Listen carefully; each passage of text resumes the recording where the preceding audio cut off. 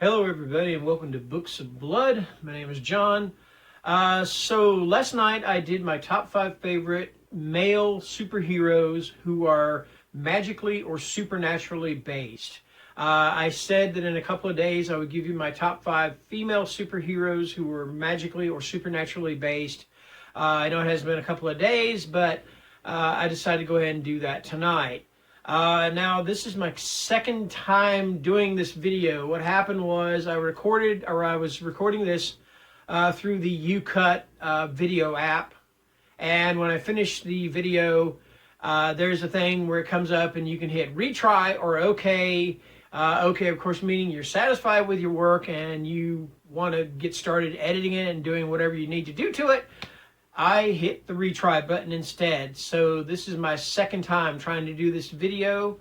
You guys seem to like the video from last night, and I'm kind of being sarcastic about this. I don't mean to be, but you must have liked it so much that I lost 2 subscribers. Yay me. Anyway, like I said, I'm being sarcastic. I'm sorry about that. I shouldn't be that way. I mean, it comes with the territory. You're going to lose, you got to gain subscribers. But anyhow, so second time's the charm, I hope.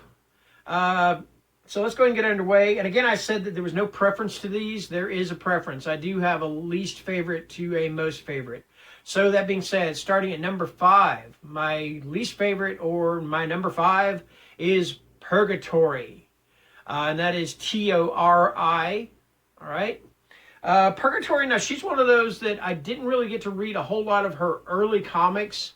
Most of the stuff I'm reading from her has been in the pages of, I believe, Dynamite Comics. So I'm not really familiar with her origin story. I know she's a vampire, and I know that she is Egyptian and goes by the name of Sakara. But other than that, I'm not really completely familiar with her origin story. I know she first appeared, I believe, in the pages of Evil Ernie Revenge, I believe it was called. I have a little cheat sheet here. Let's see if I can find that.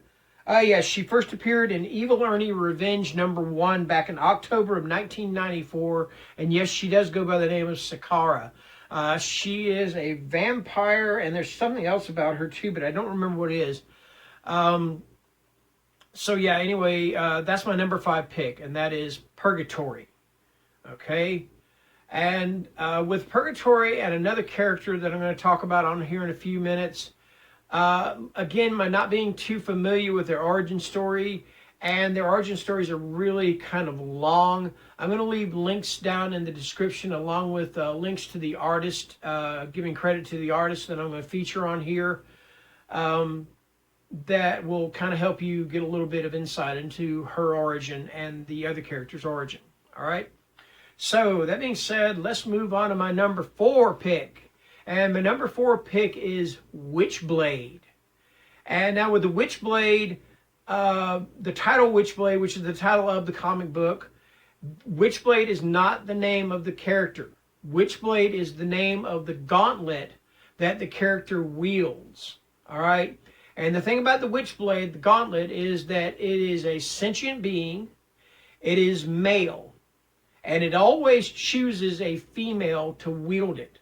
Now, the current Witchblade, or the Witchblade that I remember, because I think there is a new Witchblade comic book out, but the Witchblade that I remember was a police detective named Sarah Pizzini.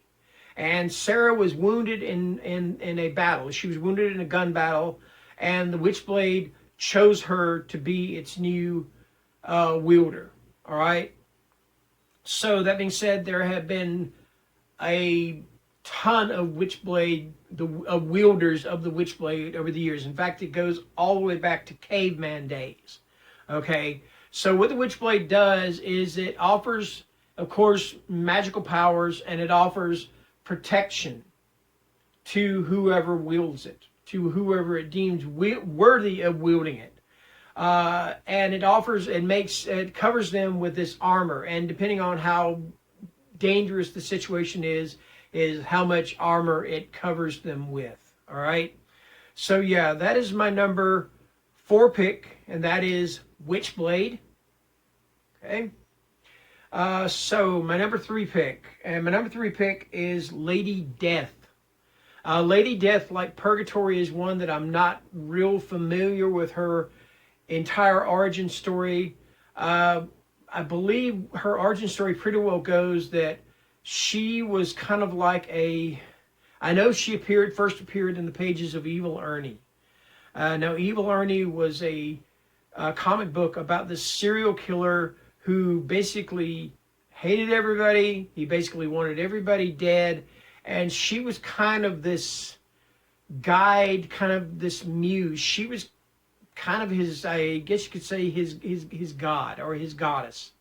You know, because she was kind of behind the scenes. She was kind of like whispering in his ear to tell him to, you know, yeah, kill everybody, kill everybody.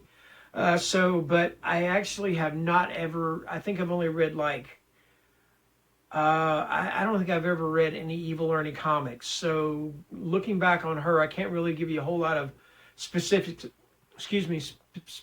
about her actual origin. So again, I'm going to leave a link down below in the description so you can read about her and get a little more insight into her. The Lady Death that I know right now, I started reading her, I believe it was in the pages of Dynamite Comics. I don't remember for sure, but right now she's being published in the pages of Coffin Comics. And I believe she is still being written by her creator, Brian Pulido. All right, so yeah, Lady Death is going to be my number 3 pick. Okay? My number 2 pick. When this character first appeared, she wasn't very popular. In fact, a lot of people kind of panned her first comic strip, which was a 4-issue or 5, I believe a 4 or 5 issue miniseries. Now, she first appeared in the pages of The Darkness. I believe it was in The Darkness number 17, actually number 15 in 1998. And I'm talking about the Magdalena. And I don't think it was until she started being drawn by Eric Basaldua, and who is the artist that I feature here, that she became more popular. Now, the Magdalena, I've got a little bit of a cheat note here. The Magdalena, there have been 3 Magdalenas over time. There has been Sister Rosalia, there's been Sister, I believe, Mariella or Marella, and there is Patience. I believe her last name is Price, Patience Price.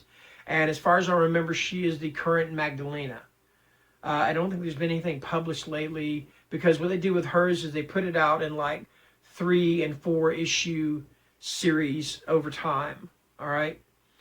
So anyway, the Magdalena is descended from Jesus Christ, and it is from his marriage to Mary Magdalene. Now, if you are somebody that is religious, or if you are somebody that is Christian, you do have to take her origin story with a grain of salt, all right, so to speak. So fair warning there to you. Okay. Anyway, all right. So she inherits great powers from the royal bloodline, and she acts as a warrior in the defense of the Catholic Church. And she, her missions are chosen or decided or whatever, or overseen or decided by this group within the Catholic Church called the Inquisition. Now, what I do like about the new Magdalena, about Patience, is that she questions the authority of the Inquisition. I mean, if it's something that she doesn't feel good about, she questions it, and has been known to go against the Inquisition, okay? So yeah, that's why I picked her as my number 2 pick. I've always loved the character. I love the costume. And yeah, granted, the first strip, the first miniseries, yeah, it was kind of bad, but I still enjoyed it, you know? Anyway, that's my number 2 pick, the Magdalena, okay? That being said, my number 1 pick, and there is no way I would have not picked Vampirella as my number 1 pick. I've been reading Vampirella for as long as I can remember. I've actually been able to get a hold of a couple of the original magazines that featured her. Now, she was created by Forrest J. Ackerman. Her first appearance, now it says her first appearance was in Vampirella number 1 back in 1969. Now that was kind of a magazine format. It was black and white. A lot of her early adventures were in black and white. Now the Vampirella that I read, and her origin story is the same as the Vampirella from a long time ago, back in '69. But the Vampirella that I read is featured in Dynamite Comics, and her origin is that she is from the planet Draculon, and on the planet Draculon, their source of food is blood, and the rivers of Draculon are rivers of blood. So they start running out of that food source, so she comes to Earth to try to find another source of blood, another food, another food source for her planet. She ends up staying on Earth, and she's not really an anti-hero. She is pretty much a hero. She does fight the forces of evil, but she still gets consumed by bloodlust.